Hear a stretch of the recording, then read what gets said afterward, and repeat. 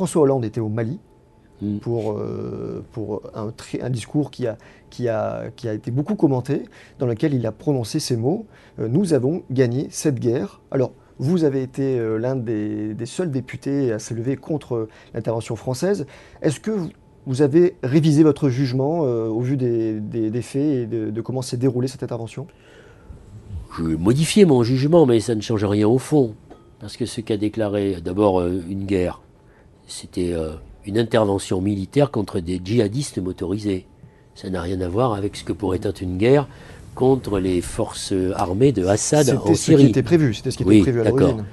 La réalité, c'est que aujourd'hui, on fait croire que bon, il y a une très forte participation de ceux qui vivent au Mali, mais une très faible participation au nord, c'est-à-dire là où se posent les problèmes. Et la diaspora, qui est quand même très importante dans notre pays, ils n'ont été que 30 000 à voter sur 200 000, parce qu'ils n'ont pas voté, et je mets de côté les 350 000 déplacés et réfugiés qui n'ont pas pu voter. Le problème, c'est que la France va maintenir sa présence militaire dans cette partie de l'Afrique, qu'elle a, C'est un problème. qu'elle a des bases militaires en Afrique. Ah oui, c'est un problème, oui.